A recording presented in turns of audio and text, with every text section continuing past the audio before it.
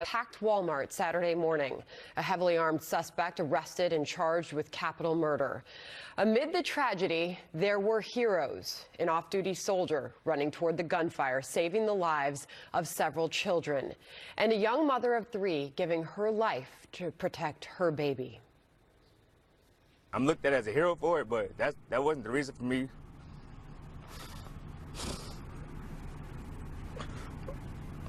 I'm just focused on the kids that I could not get and the families that were lost. I think the father tried to shield him, tried to shield her, and then she shielded him. There is no way he would have let him happen anything to that child. And I miss her so much. And I'd give my life and trade for hers. She had 3 babies she needed to raise. Any day I'd give my life just to have her back. That was from El Paso. Then 13 hours later, Dayton, Ohio. 30 seconds was all a gunman needed to kill 9 people, including his own sister. This video here shows a rapid-fast police response, less than a minute, shooting that killer in the street. 830 dispatch. We got shots fired. We got multiple people down. We're going to need multiple medics. I got everybody coming to you. Got people shot at the back of Ned Peppers. We think there's one shooter. He is down. Authorities treating the El Paso shooting as domestic terrorism as investigators examine an anti-immigrant manifesto believed written by the suspect. The president and first lady condemning the attacks. I just want to say that these are 2 incredible places. We love the people. Hate has no place in our country. We have to get it stopped. This has been going on for years and years in our country. We have to get it stopped. We start with Team Fox coverage analysis from Byron, New York in a moment in Washington. But Mike Tobin is standing by live with the latest in Dayton, Ohio. But Jeff Paul begins our coverage. He's live in El Paso on what we are learning as of this morning. Jeff, hello. Yeah, Bill, in the memorial here outside the Walmart where this shooting happened continues to grow as more and more people show up and try to honor the 20 people who were murdered in this attack. You can see there's still a heavy law enforcement presence as well at the entrance of this Walmart where the shooting happened. And we could expect that for the coming days as investigators methodically piece together this massive crime scene. Now, prosecutors are now moving forward with this capital murder case, treating it as a domestic terrorism case. They say they're going to pursue the death penalty. There's also a manifesto of sorts that investigators are looking into as well that was posted online supposedly before the shooting. They're trying to confirm if it was in fact written by the suspected shooter. Officials who have read it say it is full of racist language and is anti-immigrant. It is this hate that is at the root of much suffering in our country. And when we fail to call it out, we give it cover. There are deadly consequences to bigotry, racism, and hate. There are deadly consequences to dehumanizing our fellow human beings. Domestic terrorism is one of those deadly consequences. Investigators say after the suspected shooter killed 20 people and injured more than 24 others, he gave himself up to police. They took him into custody without firing a single shot. Police say he is cooperating and is being rather forthcoming with information, going beyond just the typical yes and no when they ask him questions. We also know that he is from Allen, Texas, which is about a 10-hour drive from El Paso. That is a suburb north of Dallas. That's where a family spokesperson read a statement that was written by the grandparents of the suspected shooter. We are devastated by the events of El Paso and pray for the victims of this tragedy. He lived with us in our house in Allen, Texas, while he attended junior college. That connection has made us a focus of media, of course. We are talking only to law enforcement agencies. Now, coming back here live, you can really see the spirit of this community here in El Paso. Signs out here saying El Paso strong, one saying as one we can overcome. And this is really the scene that we have been seeing in the day and a half since this mass shooting. We have seen some memorials, we have seen vigils, and the mayor here, Dee Margo, says that what happened at this Walmart is not something that represents this community, and they're going to be stronger as the days go on. Bill. Thank you, Jeff. Jeff Paul, good work over the weekend and again today. Live in El Paso, back to you with more headlines there. Thank you, sir. Here is Sandra for the other story. Dayton police, meanwhile, releasing surveillance footage of the deadly shooting, showing officers running towards the gunfire. And 30 seconds after the shooter opened fire late Saturday night, it was all over, leaving 9 people dead, including the suspect's sister. If Dayton police had not gotten to the shooter in under a minute, and think of that, 26 injured, 9 dead, hundreds of people in the Oregon District could be dead today. We will hear more from the mayor of Dayton, Ohio at 6:30. But first, Mike Tobin is live at the scene of this tragedy. Mike?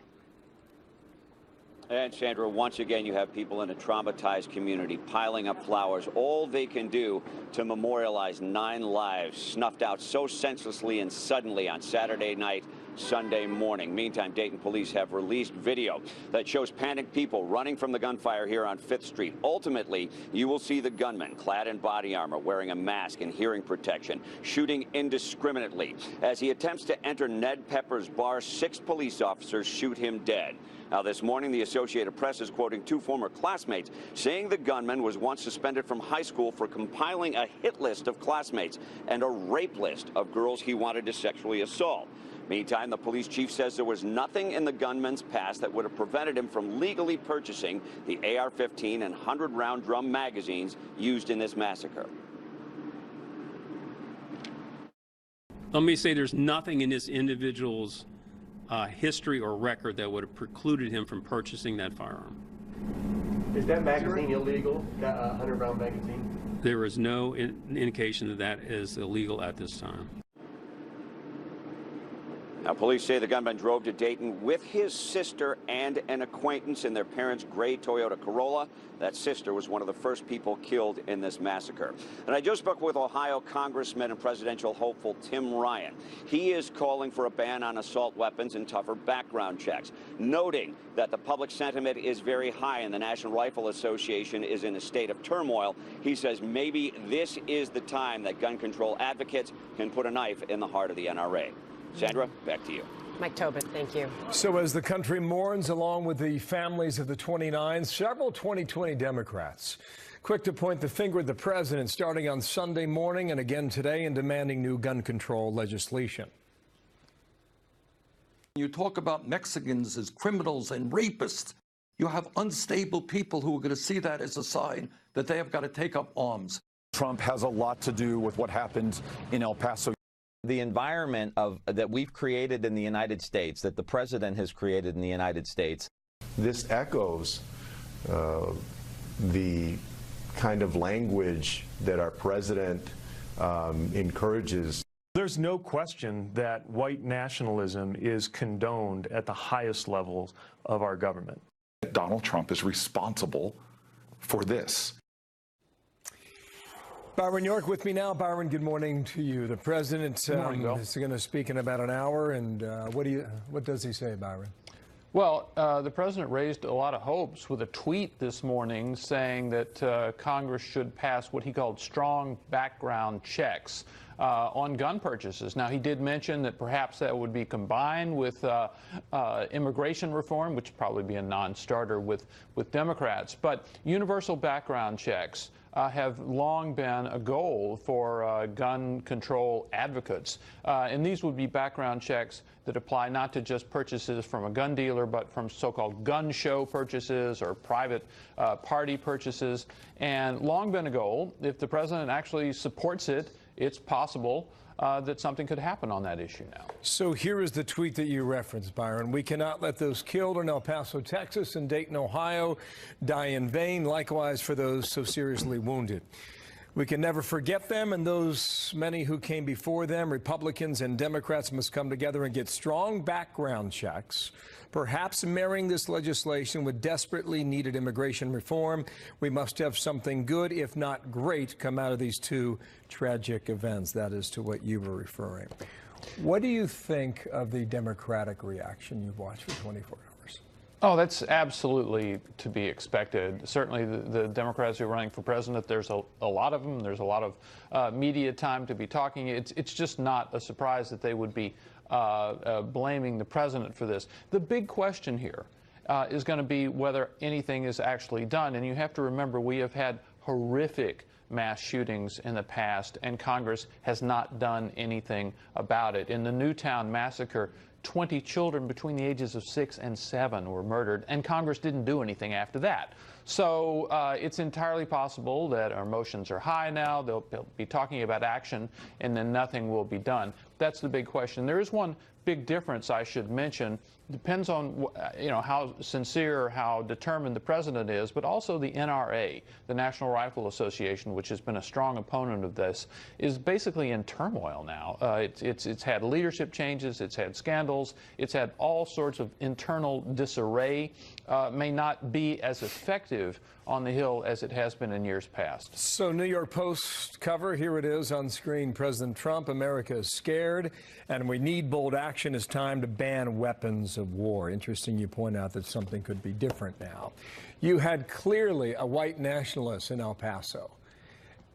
In Dayton, Ohio, it's a different story. This man has a track record of being a very disturbed individual going back to his days in high school, Byron. Well, you're absolutely right about that. And there's so much attention to white nationalism and whatever the president has said that some Democrats say provoked this shooting. But you're absolutely right. We have one shooting, the one in El Paso, in which white nationalism appears to have been a factor. And then we have another shooting in Dayton in which it appears to be not a factor at all. It is true that both of these shooters appear to be profoundly alienated young men, which is exactly the way other shootings have worked. They're exactly like so many other mass shooters in the United States. But there will probably be, because of politics, a disproportionate emphasis on the El Paso shooting. Byron, thank you. We'll see what the president says an hour from now. Good to get your analysis. Thank you. Thank you, Bill. DC. You bet. Sandra. All right, we'll have much more on these horrific attacks coming up this hour with Dayton, Ohio's Mayor Nan Whaley. We look forward to speaking with her. And at 11, National Security Advisor John Bolton will be joining us live. A lot to talk with him about, Bill, but of course we'll get reaction to all the developments over the weekend. That mayor in Dayton she's really been the face and the voice for her community, and she will again today. So that Air Force Star General Jack Keane. General, good morning to you. Where do you think this is going right now? Because it's not letting up, General. Well, they're executing their playbook here. Right from the beginning, they tried to disrupt the oil out of the Persian Gulf and the Straits of Hormuz. They sabotaged tankers. That did not work. They tried to bust the restriction on uranium enrichment as part of the nuclear deal to get the Europeans to provide economic assistance to them. Europeans rejected that. That hasn't worked. Now they're seizing. This is the third tanker that they've seized. And again, it's back to disrupting the oil flow. I don't believe it's going to work. Why? Because the Europeans and the United States are stitching together a coalition to protect those tankers and keep that oil flow going. What the Iranians want is an economic crisis as a result of the disruption of oil, which will force the United States hand to back off on the sanctions. I don't see it happening. Okay, here is the foreign minister who had sanctions slapped on him, Javad Zarif, last Wednesday. The U.S. is standing alone in the world. It cannot create a coalition in the Gulf. I don't know. Are we so alone on this? Doesn't appear to be that way. No, not at all. The UK obviously very much in the lead here. Denmark, Netherlands, and France, and trying to work other nations as well. That's not counting the Arab states, who certainly are all going to contribute. So, no, that's not an issue. It's taken longer to put it together comprehensively because there's so many nations involved. But it's not a question of a lack of will. Germany, indecisive. That's shameful on them. That they're not willing to participate given what they represent in Europe. But I don't think that's an issue, Bill. Okay, we're going to talk to the mayor in Dayton, Ohio in about 10 minutes. We'll see where we are this morning on that story out of Dayton. In the meantime, El Paso could be a death penalty case. Here is a U.S. attorney on the prosecution of that from Sunday. We are treating it as a domestic terrorism case, and we're going to do what we do to terrorists in this country, which is deliver swift and certain justice. Expect that to be carried out, sir. Yeah, there's no doubt in my mind about that. I mean, just dealing with that one issue of domestic terrorism, I was surprised to see that we've got 850 of these cases active in the United States right now. and we had 1,000 last year, and we've made over 100 arrests. This is the FBI now, in the last 8 or 9 months on this issue, and they would indicate to us that the hate version of this, in terms of racial hate, involves about 40% of it, and that is on the rise. So clearly, we have got to get our arms around this in terms of creating awareness, exercising leadership, hopefully depoliticize this, let law enforcement do its work. But most of these people, they're living among us, Bill. I mean, they work, they habitat, they've got families, they're alienated, to be sure, as we can see as a common denominator. But still, there is a connection to people and their speech, their behavior. They are clearly identifying themselves as to who they are to us. Thank you, General. Jack Keenan, Washington, and if we get some press conferences out of either of those towns today, we'll bring it to our viewers. Thank you, sir. Take care, Bill. Yeah. Meanwhile, new video coming into our newsroom right now showing the terrifying moments a gunman opened fire on her boyfriend. A specialized dive team was deployed after authorities discovered a damaged rowboat along the shore. Laura Ingalls joining us now with more on that. Laura, what are we learning? Well, good morning. The search for the teen suspects has shifted to the Nelson River. That's in Manitoba, where investigators spotted this damaged aluminum boat along the shore that they think could be connected to the marathon manhunt now entering yet another week. It is a new and much needed lead in the case that has left investigators chasing numerous potential sightings of 18-year-old Briar Schmigelski and 19-year-old Cam McLeod. The Royal Canadian Mounted Police releasing these photos of the boat they found Friday, which some have called the biggest breakthrough in the case in recent days. It's something. Gillam is the small northern Manitoba town where police believe the duo dumped their stolen Toyota RAV4 on July 23rd and disappeared. The RCMP says they dispatched its underwater recovery team over the weekend, where specialized divers searched a section of the Nelson River for any clues or signs of the teens on the run. Last Wednesday, police in Canada announced they would be scaling back their manhunt after their wide-ranging, extraordinarily difficult search efforts through remote terrain had turned up no new leads in the case. Australian Lucas Fowler and his American girlfriend China Deese were found shot to death on a remote highway July 15th. You'll remember 4 days later, the body of Leonard Dick was also found on another highway near where the suspects abandoned their vehicle. Survival experts have predicted the teenagers would struggle to stay alive if they attempted to hide in the swampy, bug-infested wilderness around Gillam without shelter and equipment. We'll have more as it develops today. Sandra. Laura Ingle, thank you.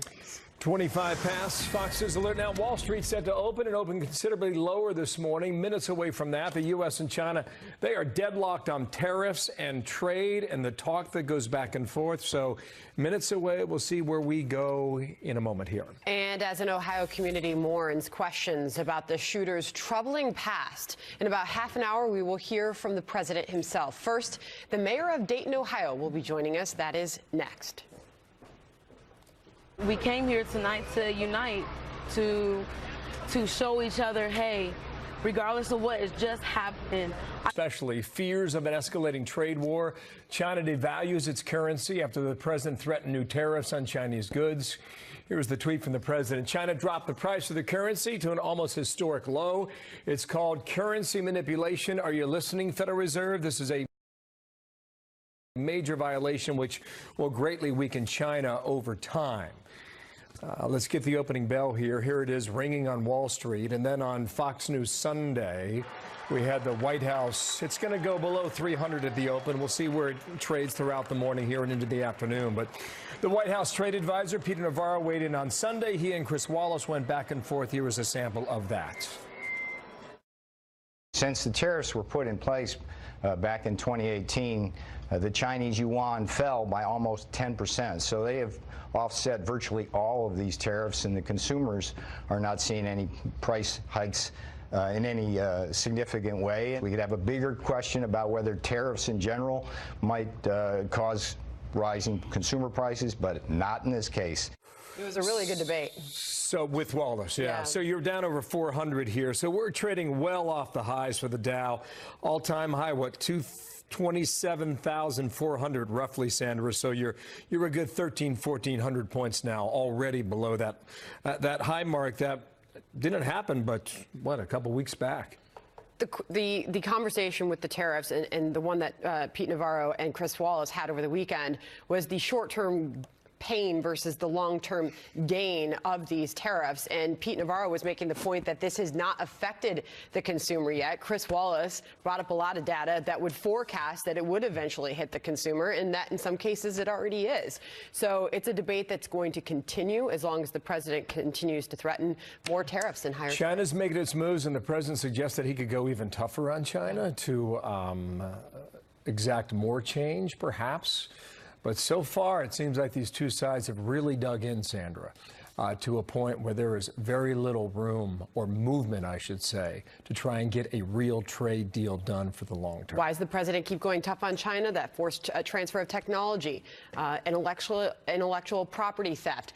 A lot of folks back up the president being tough on China, but when you see how this hits our agricultural sector and the farmers, et cetera, it becomes a very emotional argument and a back and forth that continues in these markets right now. A lot of uncertainty, Bill. As you know, markets do not like uncertainty. There is a lot out there right now, and that's why we see that sell-off. The Chinese-run government has told their state-owned industries what to do, and they've told some of their state-run industries not to sell agricultural products to the United States. I mean, that is stuck at the moment, so we'll see what gives way here. 9:32 now here in New York. The officers immediately advanced toward the gunfire, and within approximately 20 seconds, they engaged the suspect.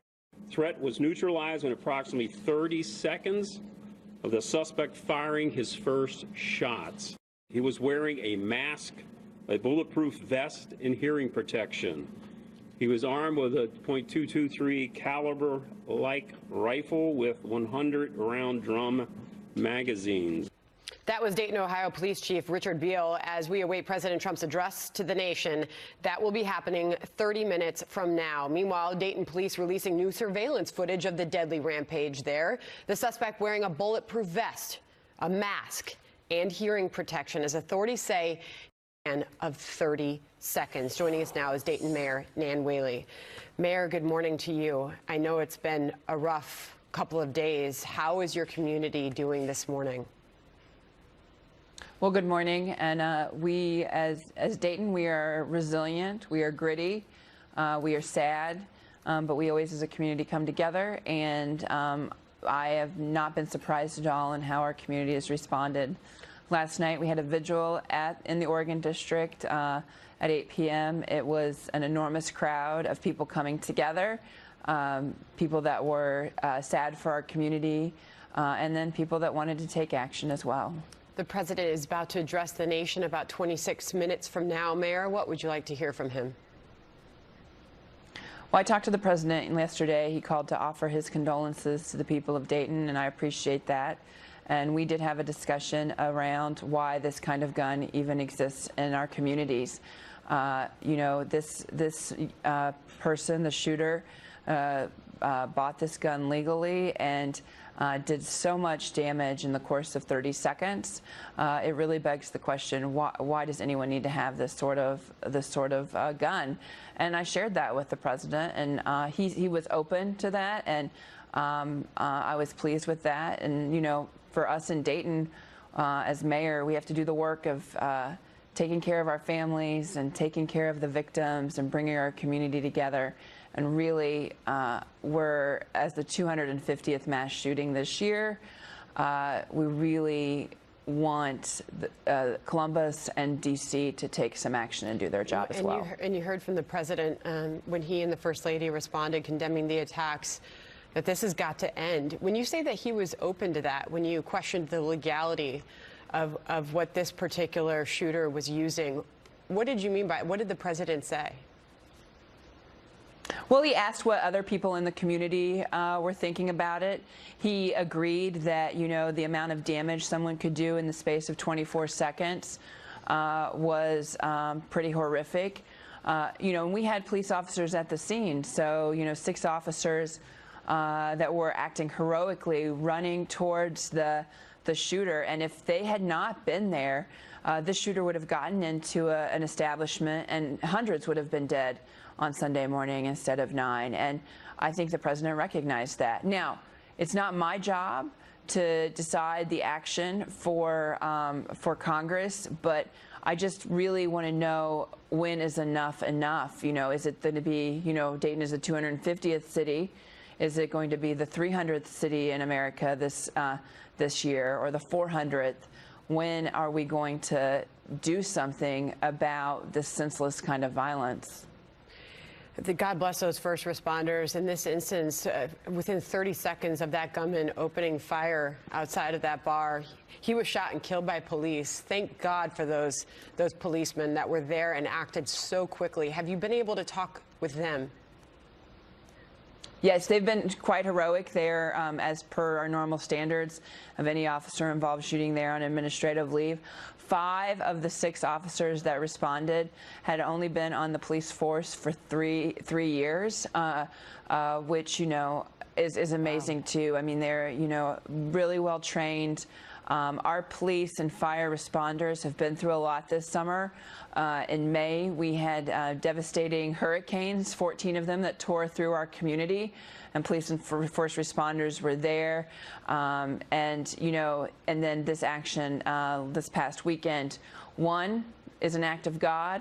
The other one is completely preventable, and that's what I'm hoping that Washington and Columbus will start doing something about, making this more preventable, so we don't have to have as many communities like Dayton going through this pain. That is amazing. 5 of the 6 police officers that responded 30 seconds after he opened fire had only been on the police force 3 years or less.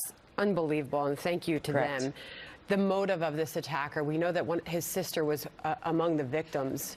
Anything else you can tell us about that this morning, Mayor?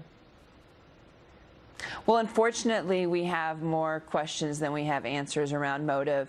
This was a young man that lived in the suburbs of Dayton.